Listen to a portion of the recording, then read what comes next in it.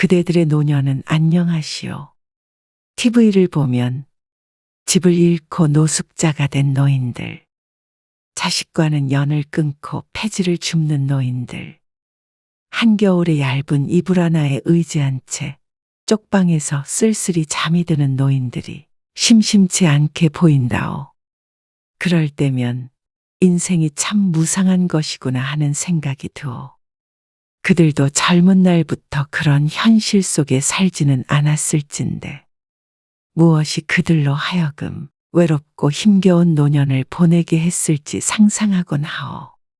그렇다면 나는 잘 살아왔는가? 나의 후년에는 그런 일이 없을 것이라고 장담할 수 있는가? 우리는 지금껏 살아오며 극복하기 힘든 일에 맞닥뜨리기도 하는데 그러한 괴로운 일을 젊은 날에 직면하는 것과 노년에 겪는 것은 다르오. 그것이 특히 가까운 이들에 의한 것이라면 더욱 그러하오. 어느 가족에 관한 이야기를 들려주겠소. 몇 년 전 어느 날이었어.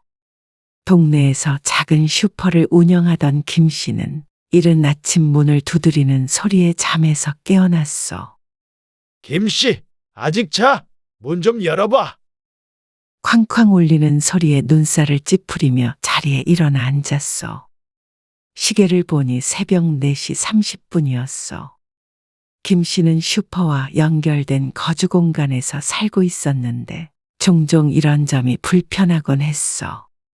슈퍼 문을 잠가 놓아도 어련히 뒷방에 있겠거니 하여 시도 때도 없이 문을 두드리는 손님들이 있어. 그 중에서 악질은 이렇게 새벽녘부터 찾아오는 이들이었는데 지금 들리는 목소리는 오래 알고 지낸 동네 노인이었어.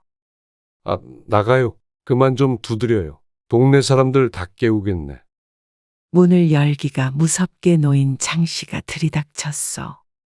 무슨 문을 이렇게 늦게 열어? 아니, 지금 시간이 몇 시예요? 김 씨의 투덜거림을 무시하며 장 씨는 소주 2병을 집어들었어. 아이고, 또 이 새벽부터 술을 드십니까? 그건 신경 쓸 것 없고 계산이나 해줘. 주머니에서 꼬깃 탄 지폐 몇 장을 던지듯 건네곤 쌩하니 나가버렸어. 동네에 편의점이 하나 있긴 하지만 그곳도 밤 11시에는 문을 닫고 오전 7시는 되어야 문을 열기 때문에 장 씨는 꼭 슈퍼에 찾아와 술을 사가곤 했어. 거의 매일 온다고 해도 과언이 아닌데 오전에 왔다가 오후에 또 올 때도 종종 있었어. 방으로 다시 들어가며 이사를 가던지 해야지 하며 투덜거렸어. 또 장씨 아저씨야? 아, 그럼 이 시간에 찾아올 사람이 그 양반밖에 더 있어. 술 사가셔? 그렇게 드시다가는 큰일 나지 싶은데. 그러게나 말이야. 70 먹은 양반이 낯빛도 거무죽죽하고 술 팔기도 찝찝해. 그러고선 얼른 잠이나 더 자자며 누웠어. 평소보다 늦은 시간에 가게 문을 연 김 씨는 문을 열자마자 깜짝 놀랐어. 슈퍼 앞에 놓인 평상에 웬 여자가 몸을 웅크리고 앉아있는 것이 아니겠어. 가만 보니 낯이 익은 것이 새벽에 찾아왔던 장 씨의 아내였어. 여기서 왜 이러고 계세요? 그러자 장 씨의 아내가 대답했어. 뭐 좀 사려고요. 그러고서는 김 씨를 따라 슈퍼 안으로 들어오더니 소주를 2병 집어 카운터에 올려놓았어. 이미 새벽에 2병 사가셨는데. 아, 좀 부족해서. 소주를 사간 지 3, 4시간밖에 지나지 않았는데 그새 또 술을 사오라고 아내를 보낸 듯 했어. 하는 수 없이 계산하면서도 한마디 보태지 않을 수 없었어. 요새 술이 과하신 것 같은데. 그러면서 김 씨가 술을 봉지에 넣으며 고개를 들었는데 장 씨의 아내와 눈이 딱 마주쳤어. 김 씨는 더 이어가려던 말을 다시 꿀꺽 삼키고 서둘러 봉지를 쥐어주었어. 장 씨의 아내도 아무 대답 없이 뒤돌아 나가버렸다오. 손님이 오는 소리에 나와본 김 씨의 아내가 의아해했어. 장씨 아저씨네 아줌마 아니야? 맞는데 이 양반이 또 손찌검을 했나 보네. 진짜 큰일 날 양반이네. 뭐? 그래서 그래서는 뭐 그래서야. 술 2병 더 사서 나갔지. 김 씨의 아내는 노인네가 도대체 왜 그렇게 사냐며 한참 동안 열변을 토했어. 예전에는 그러지 않던 양반이 갑자기 횟가닥 해버린 건가? 아이고, 말 조심해. 남의 집안 사정까지 신경 쓰지 말고 바닥이나 쓸어. 참나? 그래도 저렇게 사람을 때리기까지 하는데 어떻게 가만히 있어? 다음에 보면 한마디 할 거야. 미쳤어? 참견하지 마. 김 씨의 말을 듣는 채도 안 하며 청소에 몰두하는 아내를 보고 걱정스러운 마음이 들었어. 정말 한마디 할까 싶어 불안했는데 며칠 뒤 그것이 현실이 되었어. 밤늦은 시간에 슈퍼 문을 닫을까 해서 일어났던 김 씨와 그의 아내는 딸랑 울리는 종소리에 다시 앉았어. 안녕하세요. 그래, 오랜만에 보네. 문을 열고 들어온 것은 장씨 할아버지의 작은 아들이었어. 작은 아들은 30대 중후반으로 아직 장씨 할아버지 내외와 함께 살고 있었는데 좀처럼 보이는 일이 없었어. 어릴 때부터 보아왔는데 말이 없고 늘 주눅이 들어 있었어. 장씨 할아버지의 영향으로 나이 35 먹고도 장가도 못 가고 기가 눌려 지내는 것 같아서 안타까웠다오. 이번에도 아버지 드릴 소주를 사가나 했는데 아니나 다를까. 술 2병을 집어 카운터 위에 올려놓았어. 김 씨가 봉투에 담아주며 인사를 하는데 그새를 못 참고 김 씨의 아내가 끼어들었어. 며칠 전에 아줌마 왔다 가셨는데 얼굴이 말이 아니었어. 거 가만히 좀 있어. 김 씨가 화들짝 놀라서 그의 아내를 말리려 했지만 멈출 생각이 없어 보였어. 근데 그런 일이 있으면 다 큰아들이 옆에서 좀 막아야지. 엄마 얼굴이 그렇게 될 동안 가만히 있었어? 아, 어머니 얼굴이요? 제가 없을 때 그러셨나 봐요. 낯빛이 어두워지며 말끝을 흐리는데 보고 있는 김 씨가 다 민망했어. 그리고 말이야. 아버지 그렇게 매일 술 드시면 큰일 나. 저도 그러지 마시라고 얘기는 드리는데 그러면서 쓰게 웃는데 그 웃음이 참 불쌍해 보였어. 본인한테 이야기하는 것도 아니고 애먼 아들한테 따지는 것은 옳지 않다 생각했어. 이 여편네가 괜한 소리 한 거야. 어서 가봐. 네, 그럼 쉬세요. 장씨 할아버지의 아들이 가게를 나서자마자 김 씨가 아내에게 핀잔을 주었어. 이 여자야. 그런 소리를 도대체 왜 하는 거야? 내가 틀린 말 했어? 아들은 엄마가 맞는데 뭐 하고 있는 거야? 힘없는 70살 노인네 하나 못 말려? 말리는지 안 말리는지 우리가 어떻게 알아? 그냥 그런가 보다 해. 알아서 하겠지. 그리고 그날 새벽 김 씨는 다시 한번 문을 두드리는 소리에 눈을 떴어. 또 장씨 할아버지인가 보다 생각하고 나갔는데 김 씨는 깜짝 놀라고 말았어. 아니, 이게 무슨 일이에요? 저 좀 숨겨주세요. 김 씨를 찾아온 건 장씨 할아버지가 아닌 그의 아내였어. 얼굴엔 지난번과 반대쪽에 멍을 달고 있었고 한쪽 팔을 감싸 안고 있는 것이 심상치 않아 보였어. 김 씨는 그녀를 집 안으로 데리고 들어가서 아내를 깨웠어.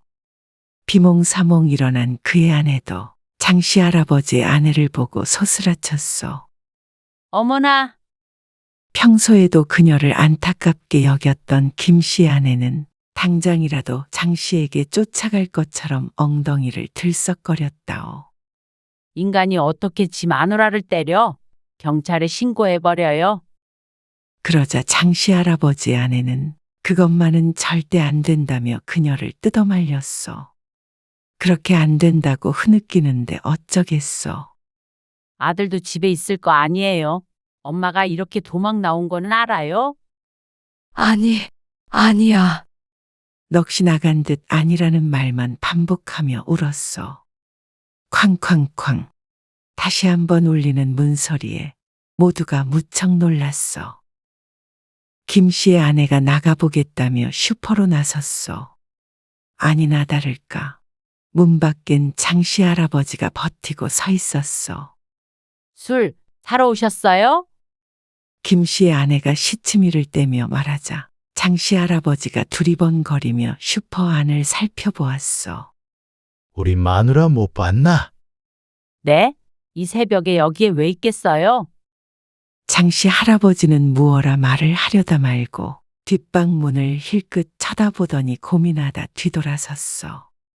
또 찾아내서 두드려 팰까 싶어 얼른 문을 잠그려는데 장씨의 안색도 좋지 않았어.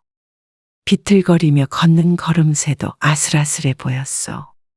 또 술을 왕창 먹고 손을 올렸나 보다 생각하곤 문을 단단히 걸어 잠갔어.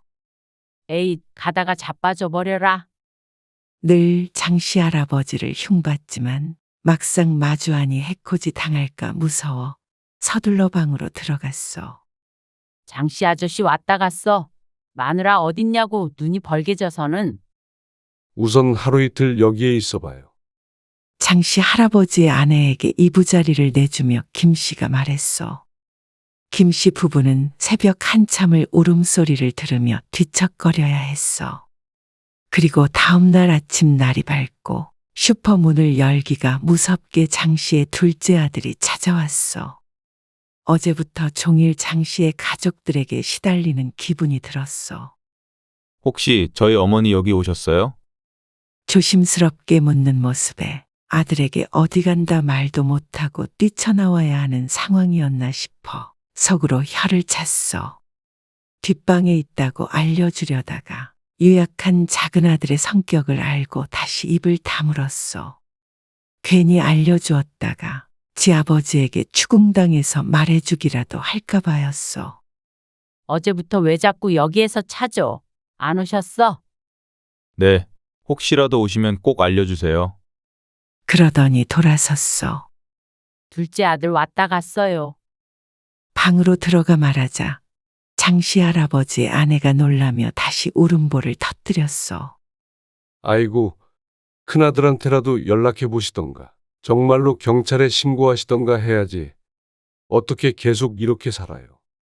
여보, 당신이 가서 좀 얘기해봐. 뭐? 내가? 못 들을 말을 들었다는 듯이 김 씨의 눈이 휘둥그레해졌어. 그럼 당신이 가야지 우리가 가. 평소 남일에 끼어드는 것을 꺼리던 김 씨가 아내의 말을 듣고 말도 안 되는 일이라며 정색했어. 내가 가서 뭐라고 하라는 거야? 앞으로는 그러지 말라고 해야지. 내가 무슨 경찰이야? 그러자 오랫동안 알고 지낸 같은 동네 이웃으로서 그러면 안 된다 한참을 설교를 들어야 했어. 평소에도 오지랖이 넓고 정의감이 넘치던 아내였지만 이런 일에 끼어들면 안 된다고 생각했어. 당신이 안 가면 내가 가? 그러면서 자리를 박차고 일어나는 것 아니겠어? 장씨 할아버지의 아내도 그런 그녀를 말렸지만 소용없었어. 그러지 마. 그냥 모른 척 해줘. 뭘 모른 척해요? 이게 하루 이틀이어야 말이지. 안 그러던 분이 근 1년간 왜 그렇게 사람을 괴롭히는 거예요? 그러자 장씨 할아버지의 아내는 또 말문을 닫았어. 그리고 하루 종일 아내에게 시달린 김 씨가 그날 밤 말했어. 아, 알았어. 가만히 좀 있어. 내가 다녀올게. 그러고선 봉지에 소주 2병을 담았어. 아무래도 부드럽게 말을 꺼내려면 뭐라도 주면서 해야 하지 않을까 싶었는데 술을 담았다가 괜히 또 술에 취해 문제를 일으킬까 싶어서 도로 꺼낸 뒤에 술 대신 캔커피 몇 개를 넣고 슈퍼를 나섰어.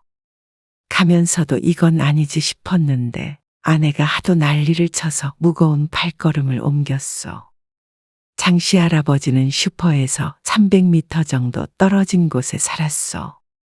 이곳에서 오래 산 동네 사람들끼리는 당연한 듯 서로의 집을 알고 있었다오. 파란 대문 앞에 선 김 씨는 한숨을 한번 푹 쉬고 대문을 밀었어. 이 동네에서 대문을 잠그고 사는 사람이 없어 거리낌이 없었어. 집에 계십니까? 하며 들어가는데 와장창 하는 소리에 놀라 어깨가 들썩했어. 뒤이어 집안 살림이 다 박살나는 소리가 나는데 부인이 없으니 장씨 할아버지가 이번에는 아들을 잡는 듯 했어. 아무리 그래도 나이 40 가까이 먹었으면 어디 가서도 대접받을 나이인데 노인네가 아들까지 때리니 잘못돼도 한참을 잘못됐다 싶었어. 김 씨는 이대로 두면 안 되겠다 싶어서 문을 열고 들어갔어. 그러곤 그대로 굳어서 지켜볼 수밖에 없었어. 이 노인네가? 형한테 그 돈 다 준 거 내가 모를 줄 알아? 그건 네 형이 예전에 우리 집 힘들 때 그동안 자기가 모아둔 돈으로 메꾸라고 줬던 거야. 그건 네 형 돈이라서 돌려준 거고. 그게 왜 형 돈이야? 같은 형제인데 나는 이렇게 거지같이 살고 형은 돈 받아서 집 사고 결혼한 거 아니야? 아니다. 그런 거 아니다. 내가 취직도 못하고 빌붙어 있다고 아들 취급도 안 하는 거 아니야? 난 돈 한 푼 없이 여자는 어떻게 만나고 엄마 아빠 죽으면 나는 어떻게 살라고. 평소엔 크게 말하는 법이 없이 소심해 보이던 작은 아들은 마치 다른 사람처럼 고함을 질러댔어. 작은 아들의 오른팔은 위로 올라가 있었고 그의 앞엔 장씨 할아버지가 힘없이 앉아 있었어. 그리고는 끝내 아들 팔이 그에게 휘둘러졌다오. 화들짝 놀란 김 씨는 그제서야 정신을 차리고 장씨 할아버지 앞을 막아섰어. 이게 뭐 하는 거야? 아버지한테 이게 무슨 짓이야? 김 씨의 존재를 알아차린 둘째 아들은 잠시 놀라는 듯 했으나 팔을 고쳐들었어. 아저씨, 남의 일에 상관하지 말고 나가세요. 무슨 일이 있었는지는 모르겠지만 네 아버지가 널 어떻게 키웠는데 둘도 없이 귀하게 키웠다. 그렇게 귀하게 키워서 내가 지금 이 모양 이 꼴로 사나 보죠? 우리 마누라한테 경찰에 신고하라고 일러뒀으니까 곧 올 거야. 그만해. 그러자 작은 아들은 장씨 할아버지를 향해 거칠게 욕설을 내뱉으며 자리를 떴어. 형한테 전화해서 그 돈 다시 붙이라고 안 하면 어떻게 되는지 두고 봐. 도대체가 아들이 아버지를 향해 하는 말이 맞는 건지 서슬퍼런 외침에 듣고 있던 김 씨의 간담이 서늘해졌다오. 그리고는 장씨 할아버지를 부축해 소파에 앉혔어. 이게 다 무슨 일이에요? 그러자 장씨 할아버지가 괴로운 낯으로 눈물을 흘렸다오. 다 내 잘못이다. 내가 품에 놓고 키운 자식이 저렇게 된 건 다 내 업보가 아니겠나? 뒤이어 전해들은 말은 충격적이었어. 장씨 할아버지는 작은 철물점을 운영하고 아내는 마트 농산물 코너에서 일을 하며 성실히 살았어. 그리고 그들에게는 아들이 둘 있었어. 큰아들과 둘째 아들은 10살 차이가 났는데 터울이 있어서 모두 작은 아들을 예뻐했어. 어려서부터 소심하고 내성적이었던 작은 아들이 걱정되어 만지면 깨질까 불면 날아갈까 노심초사하며 키웠다오. 넉넉하지 않은 형편에도 하고 싶은 것, 갖고 싶은 것은 다 해줬고 버릇없이 굴어도 그저 예쁘다 귀엽다 했어. 그게 화근이었을까? 큰아들은 대학을 졸업하자마자 독립했고 몇 년 뒤 대학에 들어간 작은 아들은 사회에 적응하지 못하고 중퇴하게 되었어. 그러고선 게임에 빠졌어. 처음엔 작은 아들 눈치를 보며 지켜보던 장씨 부부도 시간이 지나자 아들이 걱정되기 시작했어. 나이는 먹어가는데 취직할 생각을 하지 않는 아들에게 조언을 하자 작은 아들은 행패를 부리기 시작했다오. 취업 준비를 하고 있다며 짜증을 부리다 나중에는 난폭한 성미를 보여 장씨 부부도 그를 말릴 엄두를 못 냈어. 그렇게 살기를 한참 그래도 내 자식이라 혼자 늙어갈까 무서워 선이라도 보게 했지만 번번이 퇴짜를 맞았어. 대화를 몇 번 나누어 본 상대방이 모두 거절했던 것이요. 몇 번 그런 일이 반복되니 장씨 부부도 포기를 했고 작은 아들의 행패는 더욱 심해졌어. 둘째 아들은 취업 준비를 핑계로 부모가 벌어오는 돈을 쓰며 살았어. 그러다 장씨 할아버지가 운영하던 철물점이 문을 닫게 생겼었다오. 경제난에 허덕이던 장씨에게 큰아들이 직장 생활을 하며 그간 번 돈이라며 큰 돈을 내주었어. 그 돈으로 급한 불을 껐고 그때부터 큰아들에게 돈을 갚기 위해서 허리띠를 더 졸라매었어. 큰아들도 곧 결혼을 해야 하는데 한 푼도 없이 보낼 순 없을 노릇 아니겠어? 그래서 몇 년간 모아 그 돈을 만들어 큰아들에게 돌려주었어. 그게 벌써 오래전 이야기인데 1년 전 그 사실을 알게 된 작은 아들이 부모에게 해코지하기 시작한 것이요. 밖에서 무시를 당하는 게 능력 없는 부모 밑에서 태어난 탓이라고 생각하면서도 부모를 축내며 잘 먹고 잘 살던 작은 아들은 큰아들에게만 재산을 물려줬다 생각하고 집을 발칵 뒤집어 놓았어. 작은 아들은 2년 전부터 술을 먹기 시작했는데 하루 대부분 술독에 빠져 있었어. 장씨 부부는 아들에게 모시겨 그의 술을 사다 날랐어. 집에 쌓이던 술병이 점점 늘자 작은 아들은 집안에 있는 물건을 집어던지기 시작했고 끝내는 장씨 부부와 돈 문제로 실랑이를 하다 폭력까지 쓰게 된 것이요.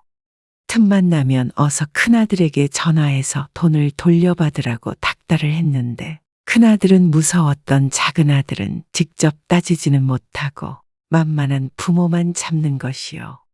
처음 휘둘렀던 팔에 서로가 놀랐지만 처음만 어렵지 두 번째, 세 번째는 점점 쉬워졌고 이내 죄책감도 사라졌어. 장씨 할아버지의 아내에게 가해졌던 폭력의 범인은 장씨가 아닌 그의 작은 아들이었던 것이요. 큰아들에게 이런 사실을 알릴 수 없었던 장씨 부부는 그저 하루하루가 조용히 지나가기만을 바랐지만 최근 들어 심해지는 학대에 견디기가 힘들어졌어. 왜 진작에 말씀하지 않으셨어요? 어떻게 자식에게 맞고 있다는 말을 하나? 미워도 내 자식인데 감옥이라도 가면 어떡해? 그렇다고 이렇게 험한 꼴을 보세요. 그 나이 먹도록 독립도 못하게 키운 내 잘못이지. 너무 사랑해서 잘못되는 줄도 몰랐어. 장씨 할아버지 아내도 차라리 남편에게 맞는다는 오해를 받는 게 나으면 나았지. 아들에게 맞고 산다는 소리는 죽어도 입 밖으로 낼 수 없었다오. 장씨 할아버지도 그의 아내도 결코 신고하기를 원하지 않아 김 씨는 아무런 도움을 줄 수 없었어. 요즘 들어 노인 학대에 대한 이야기를 드물지 않게 듣게 된다오. 그중 많은 수가 자식에 의한 것이라는 것이 충격적이라오. 부모로부터 태어나고 사랑과 헌신을 받으며 자라온 존재가 가해자가 되고 부모가 피해자가 되는 시대가 되었나 싶어 두렵고 슬프기도 하오. 이 이야기를 들어보면 아낌없이 사랑을 주어 키우는 것도 중요하지만 때가 되면 스스로 살 수 있는 독립심을 키우는 것 또한 못지않게 중요한 듯하오. 그 말은 우리가 자식을 놓아주어야 하는 때가 있다는 것이요. 그것은 자식이 성인이 되었을 때 따로 사는 것을 말하는 것이 아니라 자식이 40살이 됐든 50살이 됐든 물리적으로도 정신적으로도 부모와 자식이 서로 독립할 수 있어야 한다는 것이요. 노년의 자식들에게 재산을 뺏기고 비참하게 생활하는 노인, 요양원에 버려두고 다시는 찾지 않는 자식. 이런 이야기는 흔하게 접할 수 있는 것이 되었어. 이런 일의 주인공이 내가 되지 않으려면 자식과 인연을 끊는 것이 아니라 거리를 지킬 줄 알아야 한다는 것이요. 나쁜 부모, 나쁜 자식이 되지 않으려면 그리고 우리가 좀 더 평안한 노후를 보내려면 자식과의 적당한 거리는 필수적인 것이요. 자식들도 홀로 서기가 필요하지만 부모에게도 홀로 서기가 필요하오. 품 안에 끼고 있는 자식을 놓아주고 나의 인생을 돌아봐야 하는 것이 노년이요. 거리가 너무 가까워도 너무 멀어도 연인 관계처럼 부모 자식 간의 관계도 실패할 확률이 높아진다오. 또한 자식이 부모에게 짐이 될 수 있듯이 부모도 자식에게 짐이 될 수 있다는 사실도 명심하고 살아야 하오.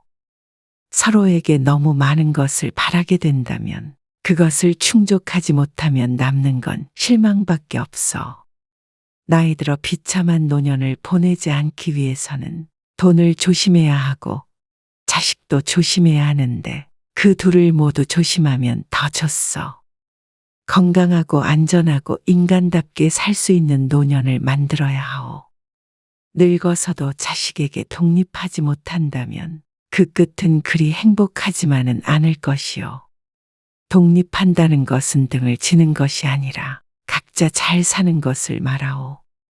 오늘의 이야기를 듣고 지금의 나의 삶은 어떠한가 돌아보게 되었어. 앞으로 행복한 삶을 살기 위해서는 어떻게 해야 하는가에 대해서도 생각한다오. 나는 나이 들어도 나는 나이 들수록 행복해지기 위해 노력하고 싶소. 그대들도 부디 그러하길 바라오.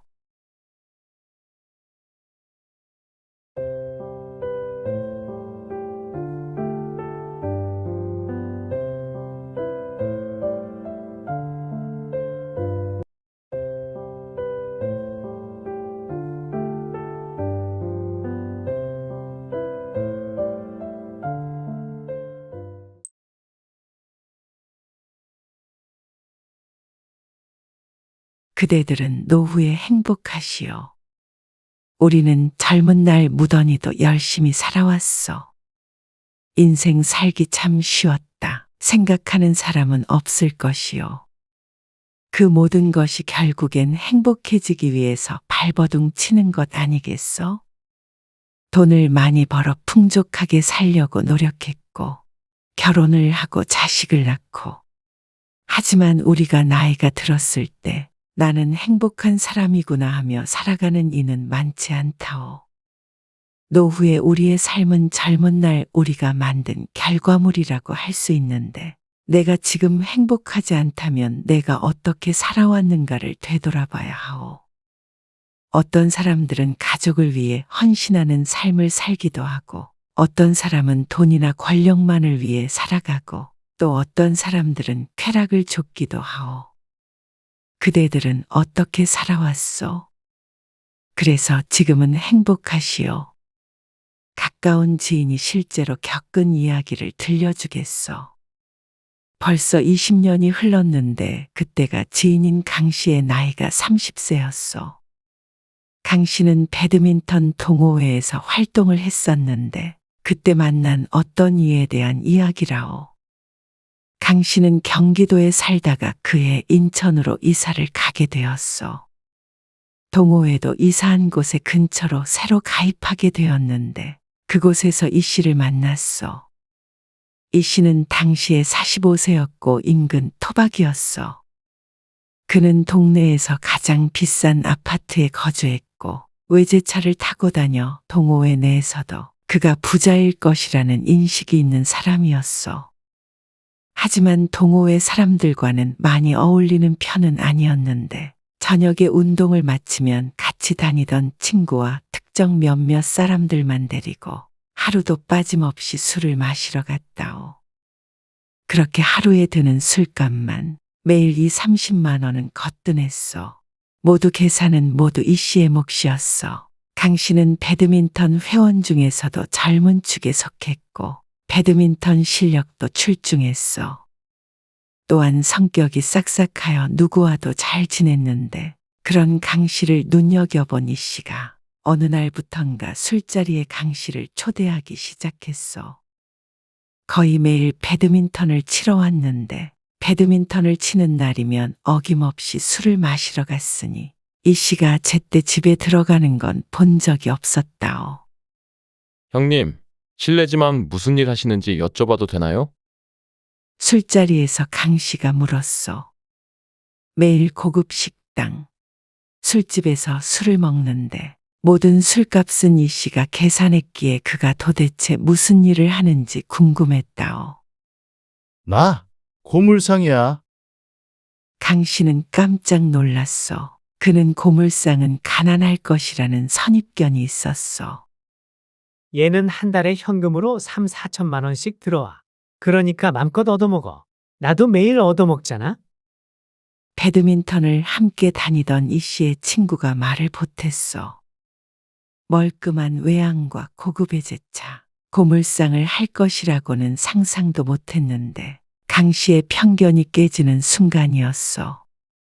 사원도 여럿있고 그의 아버지도 고물상을 크게 했는데 말이 고물상이지 큰 기업을 상대로 각종 고철이나 비철 등의 자원을 거래하는 일을 하였어. 그리고 다 현금으로 받으니까 세금도 안 내. 그래도 세금은 내야 하는 거 아니에요? 다 방법이 있어. 저도 형님처럼 돈 많이 버는 게 꿈이에요. 그래. 내 밑으로 들어오면 다들 돈 잘 벌어. 어떻게요? 너한테만 알려주는 건데 직원들 이름으로 회사를 차린 다음에 대출받아서 파산하면 큰 돈 벌 수 있지. 그러면 감옥 가는 거 아니에요? 걸리면 감옥은 걔들이 가지. 그래도 몇 천만 원 준다 그러면 할 사람이 줄을 선다. 아니에요. 저는 안 할래요. 하하, 그냥 하는 소리지. 누가 너보고 하래?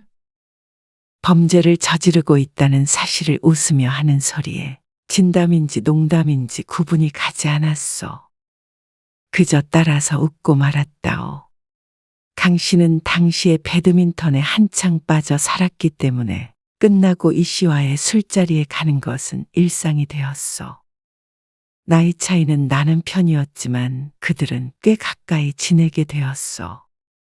그날도 어김없이 이 씨와 친한 몇몇 사람들이 모여 술을 마시고 있을 때였어. 안녕하세요. 어떤 젊은 여자가 강 씨 일행이 앉아있는 테이블로 다가와 인사를 하는 것 아니겠어? 강 씨는 처음 보는 얼굴이었는데 이 씨가 반갑게 맞으며 자리로 이끌었어. 왔어? 인사해. 내 여자친구. 오빠랑 같이 운동하는 사람들이구나.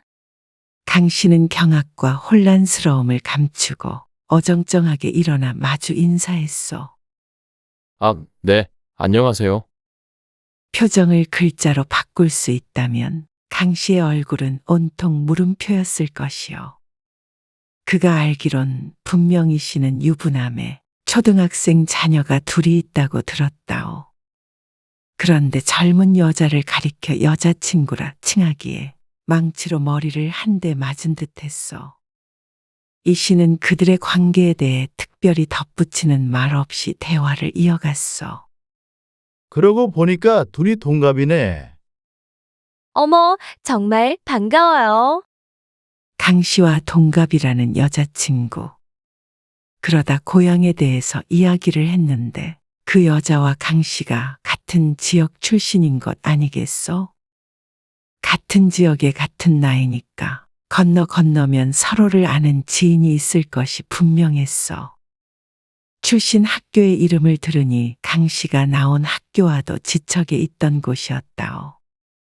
그러자 밝게 대화를 나누던 여자의 표정도 좋지 않아졌어.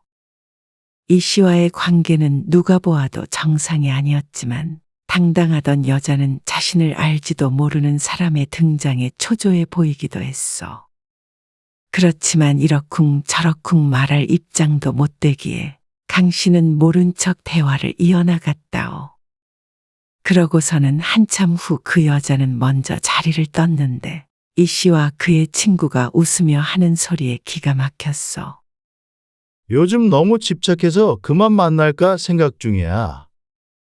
용돈도 주고 있는 거야. 어린 여자 만나려면 당연히 줘야지. 그러면서 낄낄거리는 것을 보자 술자리에 대한 회의감이 들었어. 자연스레 집에서 그를 기다릴 이 씨의 아내와 아이들을 상상하게 되었어. 모르긴 몰라도 가정이 순탄하진 않을 듯한 느낌이 들었다오. 재수 씨랑 애들이랑도 시간 좀 보내고 해라. 우리 애들은 지 엄마밖에 몰라. 나랑 안 놀려고 하지. 타인이 보아도 왜 그런지 알 것 같았어. 1년 내 결혼을 계획하고 있던 강 씨는 큰 충격을 받았어. 결혼 생활이란 게 이런 것인가 하는 생각도 들었고 그 자리에 앉아 있는 자신도 왠지 공범이 된 듯한 기분에 찜찜하기도 했어. 그날 이후로 몇 번 이어졌던 술자리에는 종종 여자친구라는 사람이 나타났어. 강 씨를 껄끄러워하던 것은 옛날 일이고 자신과 15살 차이 나는 남자 옆에 앉아 즐거운 듯한 모습이었어. 그러다가 어느 날 이 씨와 강 씨가 둘이 식당에서 저녁 식사를 하고 있었는데 마침 근처에 이 씨의 아내와 아이들이 있다며 식사를 같이 하자는 것이 아니겠소? 그렇게 이 씨와 자주 어울렸어도 그의 아내를 본 것은 처음이었는데 괜한 편견 때문인지는 모르겠지만 그녀는 깡마른 몸에 지쳐 보이는 듯한 인상이었어. 서로 인사를 하고 이야기를 나누면서도 강 씨는 좀처럼 대화에 집중을 하지 못했어. 졸지에 이 씨의 아내와 여자친구를 동시에 알게 된 셈이라 무척 죄책감이 들었다오. 이 사람한테 얘기 많이 들었어요. 요즘 자주 만나시잖아요. 아, 예. 운동 끝나고 가끔이요. 강 씨는 괜히 민망하여 물만 벌컥벌컥 마셨다오. 형님이 늦게까지 운동하셔서 아이들 혼자 돌보시느라 힘드시겠어요. 그래도 나쁜 짓을 하는 것도 아니고 운동 간다는데 어쩌겠어요. 또 땀 흘리고 맥주 한 잔 먹고 오는 것까지 막을 수는 없죠. 어색한 마음에 말을 이었는데 대답을 듣고 더 마음이 불편해졌어. 같이 재미있게 운동하고 앞으로 종종 봬요. 나도 집에 혼자 있으면 심심하니까 운동 끝나면 나도 좀 불러주고요. 네, 그럼요. 알겠습니다. 뭘 불러? 남자들끼리 술 한잔 하는 건데. 그렇게 식사가 끝나고 돌아오면서 이제 더 이상 이 씨와 사석에서는 만나지 않겠다고 다짐했어. 이 씨의 아내까지 만나니 자신도 외도에 가담한 것 같아서 죄책감이 들기도 했고 금묵자학이라는 말도 있지 않소? 이대로 그와 가까이 지내다가는 자신까지 물들까 무서웠어.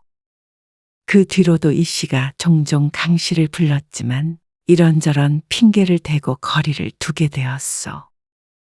그러다가 강 씨가 결혼을 해서 다른 지역으로 이사를 가게 됐어. 자연스럽게 멀어질 수밖에 없었다오. 그런데 이사를 하고 얼마 뒤에 이 씨에 관한 이야기를 전해 들었어. 사기죄로 감옥에 갔다는 소식이었어. 그때 우스갯소리로 했던 대출 이야기가 진실이었던 모양이었어. 그것이 잘못됐는지 감옥에 갔다는 말에 잠시 안타까운 마음도 들었어. 하지만 미리 예견되어 있던 일 아니었겠소? 그날의 얘기를 들어보면 한두 번 해본 것이 아니었던 것 같은데 그렇게 해서 쌓은 부를 자랑하고 다니던 것을 생각하면 억울한 일은 아닐 것이요. 그러고선 강 씨는 이 씨를 잊고 살았어. 긴 세월이 흘러 20년 정도 흘렀을 때 강 씨는 다시 인천으로 이사를 하게 되었어. 무슨 운명의 장난인지 단독주택을 수리하고 폐기물을 처리하기 위해 근처의 고물상에 전화한 강 씨는 이 씨와 재회하게 되었어. 세월이 세월인지라 처음에는 서로를 알아보지 못했다오. 강 씨는 50세가 되었고 이 씨는 65세가 되었어. 부티나게 인생을 즐기며 살던 이 씨는 허름한 행색으로 나타났는데 도저히 지난날의 그 사람이라고는 생각할 수가 없었어. 서로를 알아본 둘은 반갑게 인사했어. 형님, 어떻게 지내고 계십니까? 나는 아직도 고물상 하고 있지. 그냥 혼자 입에 풀칠하고 살아. 예전에는 이 씨가 직접 물건을 수집하고 다니는 일이 없었는데 이제는 당당했던 모습은 사라지고 폐기물을 줍는 노인이 되어 있었어. 형수님은 잘 계세요? 나도 모르지. 이혼한 지 오래됐어. 애들하고도 연 끊었고 혼자 살아. 사업도 애저녁에 망해서 이러고 산다. 어쩌다 그렇게 되셨어요? 그러게 감옥 가고 바람핀 거 들통나고 하던 일은 고꾸라지고 그냥 되는 일이 하나도 없었어. 재수가 없었지 뭐. 대출 사기를 안 쳤어도 고물상 일이 워낙 잘 돼서 잘 먹고 잘 살 수 있었을 텐데. 그리고 가정에 더 충실했다면 힘든 일이 있을 때 등 돌리지 않고 버팀목이 되어 주었을 텐데. 화려한 듯한 삶을 살았지만 그 끝이 눈앞에 보이는 이 모습이라니 씁쓸한 감정이 들었소. 또한 말년에도 자신의 삶이 왜 그렇게 됐는지를 깨닫지 못하는 그가 불쌍했소. 한편으로는 그와는 정반대의 삶을 산 강씨는 그를 보며 안도를 했다오. 한때는 자신도 이 씨를 따라다니며 그런 술자리에 빠져서 살던 때가 있었는데 그의 행동들을 보고 똑같이 되지 말아야지 하며 다짐을 했던 것이 강 씨를 바르게 이끌어줬던 것도 같았어. 우리가 살면서 무엇을 추구하느냐에 따라서 인생의 방향이 결정되어. 돈이 없으면 불행할 수는 있지만 돈이 많다고 꼭 행복한 것은 아니라오. 또한 나이가 어리고 생각이 짧을수록 물질적이고 육체적인 삶이 최고라고 여기고 나이가 들고 지혜가 자랄수록 정신적인 삶을 최고로 여긴다고 하였소. 그렇다면 나이가 들수록 지혜로워지고 진정한 행복을 추구할 줄 알아야 하는데 나이를 먹었다고 해서 꼭 현명해지는 것은 아니지 않소. 불행한 사람은 행복을 자꾸 바깥에서 나에게서 멀리 떨어진 곳에서 찾소. 하지만 행복한 사람은 행복을 나와 가까운 곳에서, 집에서, 내 안에서 찾는다오. 나이가 들수록 물질적, 육체적인 것은 필히 멀어져 가오. 부질없이 떠나는 것을 붙잡지 말고 내 안에 머무르는 것에서 행복을 찾으려고 해보시오.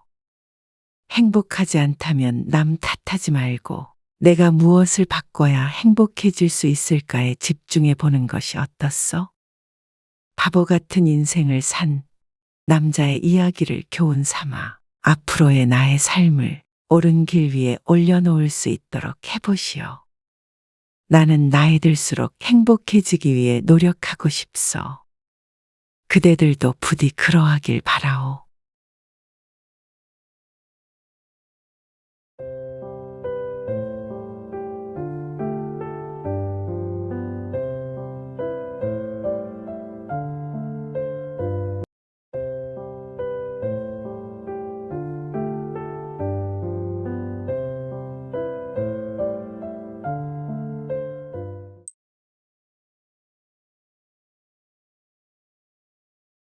그대들은 일을 하고 있지 않은 시간에는 무엇을 하며 시간을 보내시오? 특히 주말에는 일을 하지 않으면 누워있거나 TV를 보는 것 외에는 이렇다 할 취미가 없는 사람이 많소. 젊었을 적엔 여기저기 쏘다니고 활동적으로 지냈는데 나이 드니 몸을 움직이는 것도 노력이 필요하오. 그리고 먹고 살기 바빠. 뭐 하나 즐기는 일 없이 지내온 세월이 길지 않소? 그 당시엔 내가 그럴 시간이 어디 있나. 다음에 시간 날 때 하자.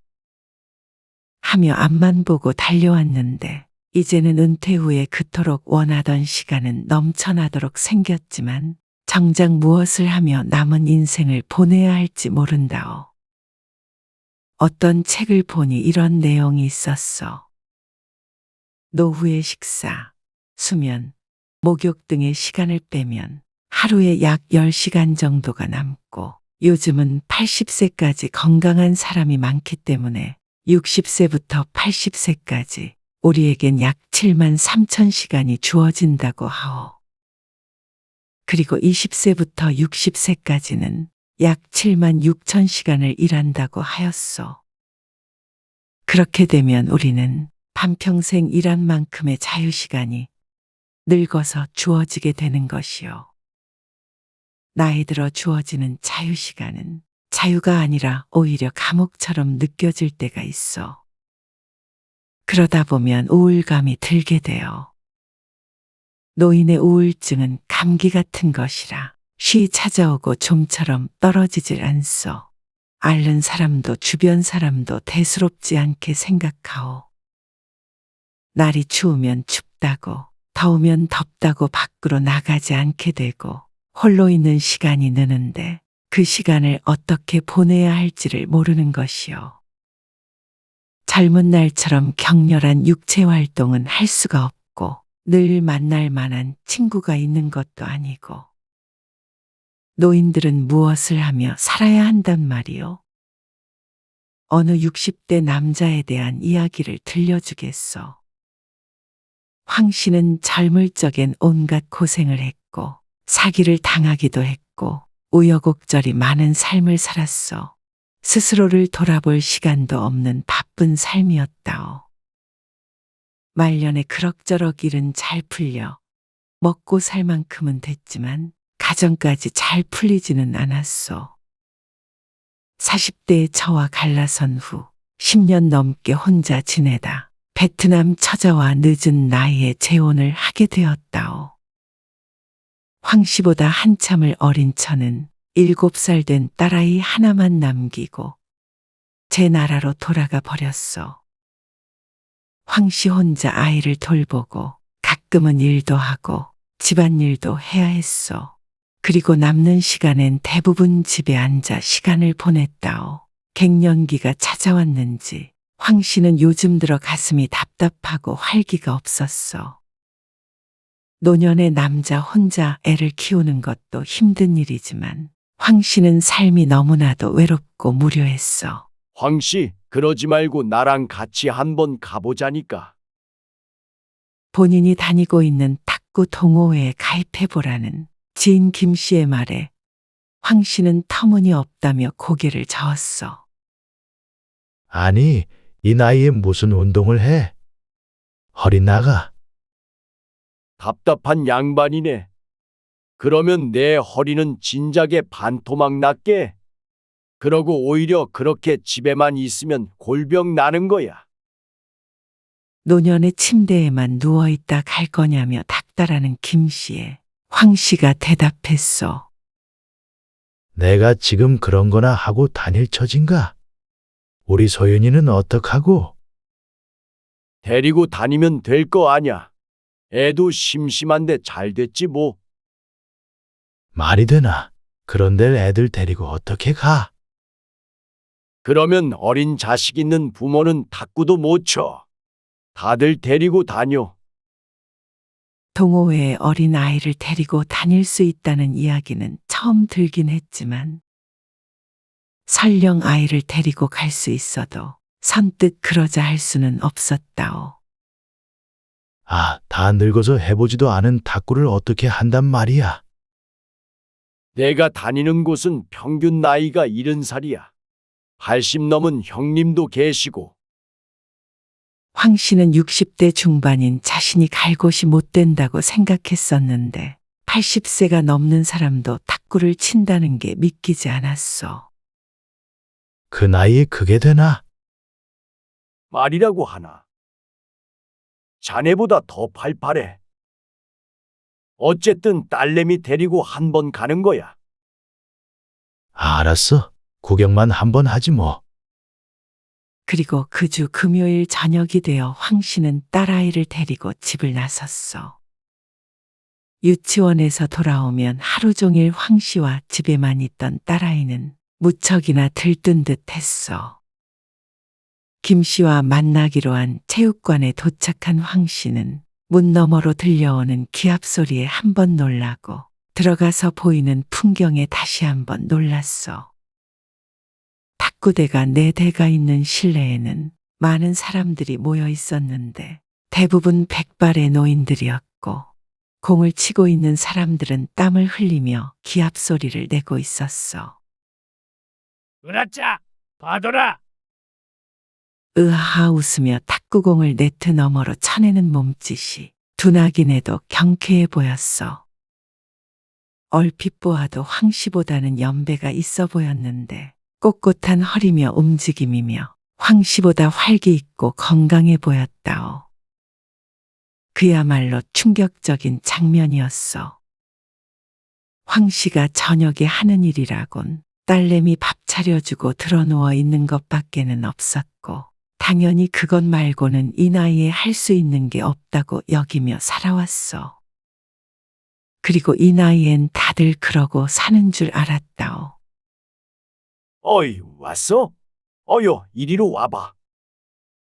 김 씨가 반갑게 아른 체를 했고 앉아서 차례를 기다리고 있던 동호회 회원들과도 인사를 시켜주었어. 40대로 보이는 젊은이들도 있었지만 50대부터 80대까지가 대부분이었어. 그리고 한켠에서 놀고 있는 딸아이와 비슷한 또래의 아이들을 보고 맘속으로 안도가 되기도 했어. 땀을 흘리며 이리저리 움직이고 소리치는 사람들 틈에 서서 황 씨는 남모를 두근거림을 느꼈어. 그 옆에 서 있을 뿐인데도 같이 뛰고 있는 듯 전신에 피가 도는 듯한 기분이 들었다오. 실로 오랜만에 느껴보는 감정이었어. 이렇게 연배가 비슷한 사람들끼리 모여서 이리 즐거운 시간을 보내는 것을 보니 신세계에 와 있는 듯 했다오. 그런데 나는 탁구를 안 쳐봤는데, 규칙도 몰라요. 어휴, 처음부터 잘하는 사람이 어딨어요. 저쪽 보면 초보들도 많아요. 다 서로 알려주면서 하는 거지. 함께 인사 나누던 회원이 가리키는 곳을 보자 어설픈 동작으로나마 탁구를 치며 웃고 떠드는 사람들이 보였어.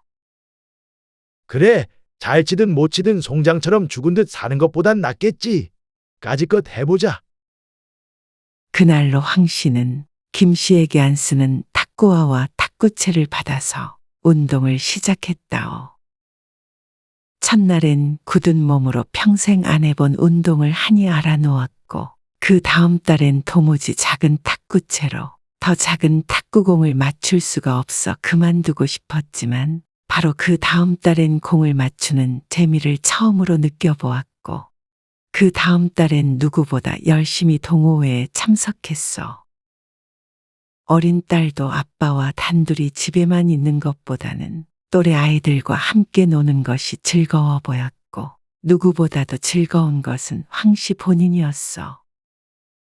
가끔 소윤이가 고모네 집에 가는 날에는 회원들과 운동을 마치고 맥주를 한잔하기도 했고, 핸드폰 메신저로 회원들끼리 싱거운 농담도 나누며 지냈어.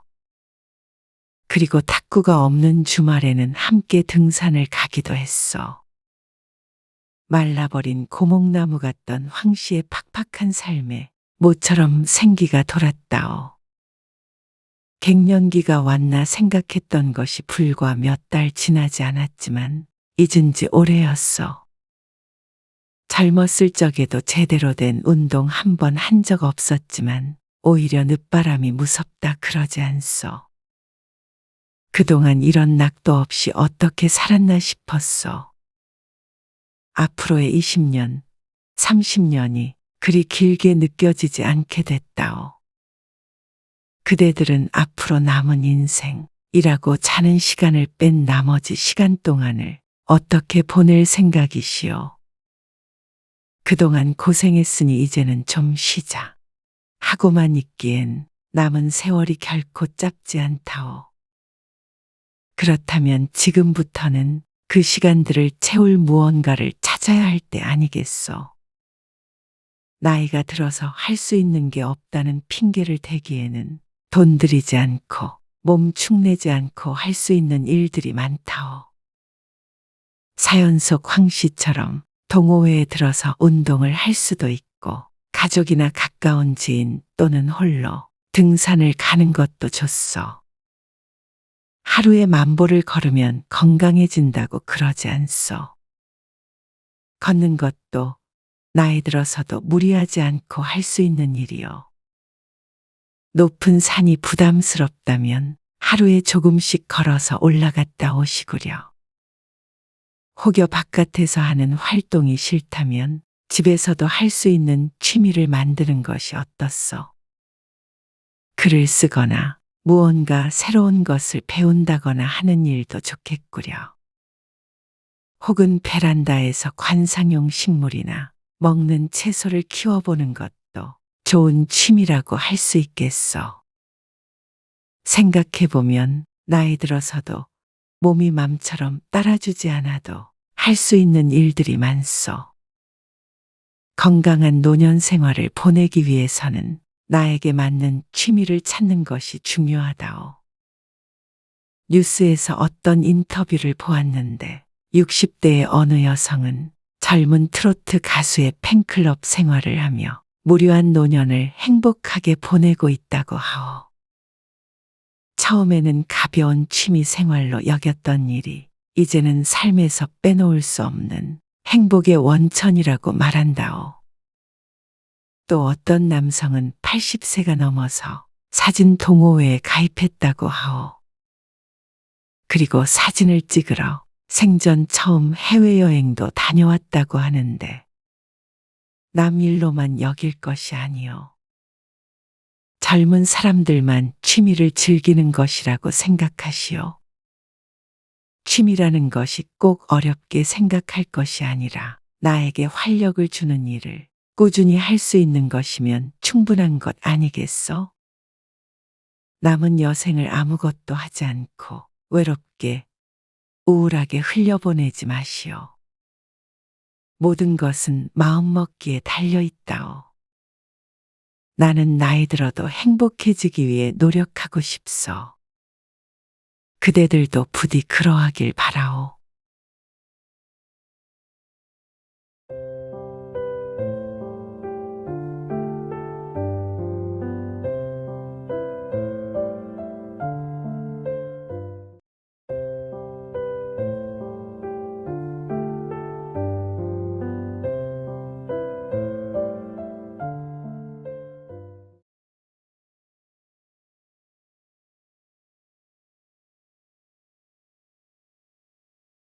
그대들은 지금껏 살아오면서 후회스러운 것이 있어. 젊었을 적엔 후회할 행동을 해도 한숨 한 번 내쉬면 그만이었지만 나이 들고 보니 땅을 치고 후회해도 결코 되돌릴 수 없는 것들이 있구려. 노년에 참 잘 살았다. 웃으며 말할 수 있는 이가 몇이나 되겠소? 대부분 나이 들면 이 이유 때문에 두고두고 후회하며 살아간다오. 어느 60대 이야기를 들려주겠소. 박 씨는 페인트 회사에서 15년간 사무직으로 일하다가 50세의 나이에 퇴직을 하였소. 그 후 10여 년간 일이 있으면 그때그때 아르바이트를 하며 생활했소. 주로 가사도우미와 이삿짐 센터에서 청소를 하는 일을 했다오. 일이 있는 날도 일정치 않고 너무 고되었어. 그러다 60세가 넘어 점점 일거리가 줄어들자 박 씨는 그 나이에도 할 수 있는 직업을 찾아야 했어. 그런데 60 넘어서 새롭게 다닐 수 있는 직장이 많겠어? 쭉 사무직으로 근무했지만 특별히 할 줄 아는 일도 없었고 자격증이라곤 운전면허증 밖엔 없었어. 그렇게 하게 된 일이 요양보호사였어. 박 씨의 지인도 오랫동안 요양보호사로 일하고 있었는데 일이 힘들다는 이야기는 많이 들었지만 박 씨에게는 선택권이 그리 많지 않았다오. 그렇게 요양보호사로 일을 하게 된 박 씨는 처음엔 보람도 느꼈고 적성에도 맞는 듯했어. 그러다 박 씨는 어떤 80대 할아버지를 담당하게 되었어. 괴팍하기로 소문난 할아버지였는데 그동안 담당 요양보호사를 7번이나 바꾼 전적이 있었어. 아무도 맡으려 하지 않자 그 일이 박 씨에게까지 돌아오게 된 것이었어. 아줌마, 고향이 어딘가? 충북 옥천이에요. 촌에서 왔구만. 그럴 거면 차라리 전라도 여자나 보내주지. 밥이라도 맛있게 차리게. 박 씨는 황당했으나 악명에 비해서는 할아버지가 그리 괴팍한 편도 아니라고 생각했어. 요양보호사가 된 후 이 정도의 일은 예사였다오. 아줌마! 그렇게 삐쩍해서 살림이나 제대로 하겠어? 여자가 좀 풍만한 맛이 있어야지. 그래도 그전 여자는 몸매는 좋았는데. 어르신, 무슨 그런 말씀을, 요즘엔 그런 말씀하시면 안 돼요. 박 씨는 애써 웃으며 대답했어. 뭐? 내가 틀린 말 했남? 여자는 자고로 궁뎅이가 커야 애도 잘 낳고 살림도 야무지게 잘하는 법이야. 우리 집에서 일하는 사람한테 이런 말도 못하남? 할아버지는 박 씨를 요양보호사가 아니라 식모쯤으로 생각하고 있는 듯 했어. 일주일 정도가 흘렀을 때였어. 아줌마! 김장 좀 할 줄 아남? 김치 담글 줄 알죠? 그럼 배추김치랑 물김치랑 파김치랑 이렇게 담궈봐. 일반적인 식사 준비도 아니고 김장을 하라는 할아버지의 말에 황당했지만 주변에 김치를 나눠줄 사람도 없는가 보다 하고 측은한 마음에 며칠 동안 고생했어. 그런데 아버지가 담그라는 김치 양이 혼자 먹을 수 있는 양이 아니었다오. 어르신, 이 많은 걸 어떻게 다 드시려고 그러세요? 아, 하라면 하지 잔말이 많어. 썩어 문드러져도 알아서 할 테니까 신경 꺼.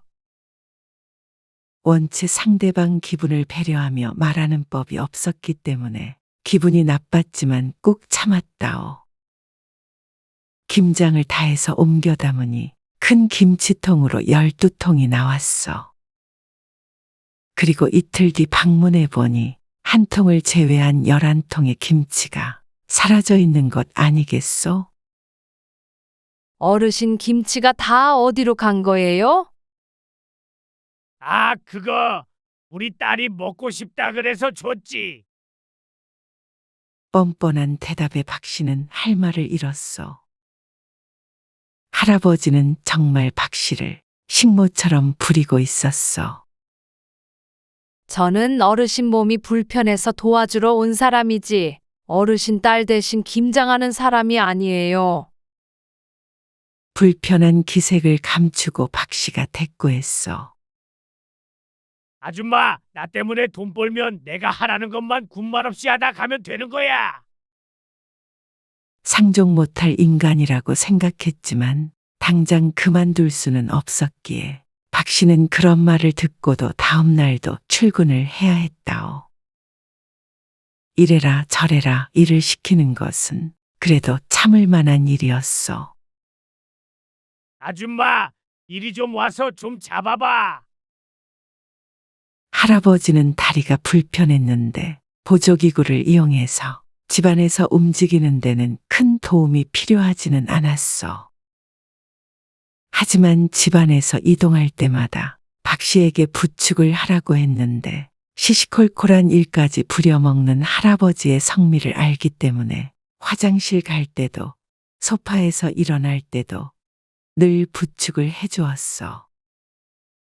그런데 박 씨가 할아버지를 일으켜 세우면 꼭 어깨에 팔을 걸치고 가슴과 겨드랑이 사이에 손을 대고 있는 것 아니겠어? 한두 번이면 실수로 그랬겠거니 생각하겠지만 그런 추잡한 행동은 거기서 멈추지 않았다오.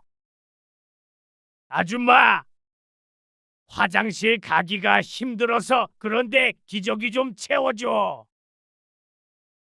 어르신, 화장실까지 제가 부축해 드릴게요. 사지를 못 쓰는 환자도 아니었고 충분히 화장실을 이용할 수 있을 정도의 건강 상태였지만 그는 막무가내였어. 아니, 내가 못 가겠다는데 말이 많어. 내가 시키는 거 하는 게 아줌마 일 아니야? 얼른 와서 기저귀 채워. 할아버지는 박 씨가 말을 듣지 않자 얼굴이 울그락불그락해진 채로 호통을 쳤어. 이전 같았으면 시키는 대로 했을 박 씨는 강하게 거부했어. 며칠 전에도 기저귀를 채워달라며 바지춤을 내린 할아버지가 박 씨를 추행한 적이 있었어. 어르신, 이러지 마세요. 아줌마! 식모살이 하면서 이렇게 소리치고 그래도 돼? 교육이 안 돼 있네. 자꾸만 신체 접촉을 하는 할아버지에게 따지자 돌아오는 대답은 더 뻔뻔했어. 건들긴 언제 건드렸다는 거야? 참나! 단을 그 여자 만질 데가 어딨다고? 박 씨는 수치스럽고 무서워서 더는 일을 하고 싶지 않았어. 이 나이 먹고 이런 취급을 받고 성추행까지 당해가며 일을 해야 하나 싶었어. 센터에도 이야기를 했지만 교체할 인력이 없으니 조금만 참으라는 대답밖에 듣지 못했다오. 더는 못해 먹겠네요. 그러던가 말던가. 내가 아쉬울까봐. 에이 퇴! 박 씨는 그날로 일을 그만두는 수밖에 없었어. 할아버지의 집에서 있었던 일이 트라우마처럼 남아서 더 이상은 요양보호사로 일하고 싶지도 않았다오. 하지만 불과 한 달 뒤 박 씨는 요양원에서 일하게 되었어. 박 씨를 써주는 직장이 없었고 박 씨는 모아둔 돈도 많지 않아 일을 하지 않고는 생활을 할 수가 없었기 때문이요. 요양원이라고 그런 할아버지가 없겠어. 그럼에도 다시 하기 싫은 일을 할 수밖에 없는 박 씨는 오죽하겠어. 박 씨는 젊은 날이 너무나 후회스러웠다오. 100세 시대라고 하는데 그 반밖에 살지 않은 50살에 아무런 준비도 없이 퇴직을 하게 되었고 이제 또 살아온 날만큼 앞으로를 살아가야 하는데 맨몸으로 세상 밖으로 내던져진 기분이었어. 이런 날이 올 줄 알았다면 편한 일 하고 있을 때 자격증이라도 따둘 것을, 인생 설계를 제대로 해둘 것을, 뭐라도 배워둘 것을, 더 열심히 일해서 돈 벌어둘 것을. 하지만 나이 먹고 이제 와서 후회한들 시간을 되돌릴 재주가 없다면 무슨 소용이 있겠어. 이제는 50대 이후가 되면 제2의 직업을 가져야 한다고들 하오. 대기업에 다녔어도 그 나이가 되면 회사를 나와야 하는데 젊은이들도 어려운 일이 직장에 들어가는 일이요. 오랫동안 고심하고 준비하지 않으면 혹은 늙어서 일하지 않을 만큼의 노후 대비가 되어 있지 않으면 세상이 녹록지 않을 것이라오. 이것이 첫 번째 후회라면 두 번째 후회는 바로 이것이요. 인간관계에 집착한 것. 지금도 그렇지만 젊을 때 특히 그러지 않소. 끊임없이 누군가를 만나고 신경을 썼고 상처받고 그러면서 새로운 인간관계를 쌓고 지금까지 그렇게 살아왔는데 그런 인생을 되돌아봤을 때 나에게 의미 있던 사람이 과연 몇이나 되었을까 생각해봤소. 그리고 이 나이가 되도록 이어져 온 친분은 손에 꼽힐 정도인데 그 많던 사람들과 결국엔 이렇게 연이 끊어질 것이었으면 차라리 나 혼자만을 위한 온전한 시간을 가질 것을 하는 후회도 한다오. 한 살이라도 젊었을 때 나 홀로 여기저기 여행이라도 다녀볼 것을. 내가 좋아하는 일이라도 홀로 실컷 해볼 것을. 친구에게 집착하고, 배우자에게 집착하고, 자식에게 집착하고, 그러다가 세월이 다 흘러버린 것도 같소. 이제 와서는 오히려 홀로 있는 시간이 더 좋아졌는데 그렇게 의미 없이 흘려보낸 세월이 아깝소. 그리고 마지막 후회는 바로 건강이요. 젊었을 때 건강을 소홀히 생각한 것. 이것은 시간만큼이나 되돌리기 불가능한 것인데 젊었을 땐 미처 알지 못하오. 아픈 사람을 보면 측은한 마음이 들지만 누구도 내 일로 여기진 않는다오. 젊어서는 몸에 안 좋다는 음식도 맛있으면 가리지 않고 먹고 술과 담배를 가까이 하고 운동은 멀리 하면서도 내가 언젠가는 아플 것이라는 생각은 하지 않소. 나도 그러했지만 건강과 젊음은 영원하고 무한한 줄로만 알고 살았다오. 나이 드는 일도 한참이나 먼 일처럼 막연했고 나이라는 숫자도 큰 의미로 다가오지 않았소. 하지만 흐르는 세월을 어찌 막고 쇠하는 몸뚱이를 어찌 막겠소? 젊어서 건강관리를 잘한 사람들은 80, 90이 넘어도 정정한데 그 나이를 바라보면서 인생을 사는 사람이 몇이나 되겠소? 나이 들어 아프면 아픈 것에서 끝나지 않소. 새 차는 고장나면 고쳐 쓰지만 오래된 차는 고장나면 어디로 가겠소? 그게 나의 미래가 될까봐 두렵소. 그러니 더 나이 들기 전에, 더 후회하기 전에 이 세 가지 후회만이라도 하지 않으려고 노력해보려 하오. 나는 나이 들수록 행복해지기 위해 노력하고 싶소. 그대들도 부디 그러하길 바라오.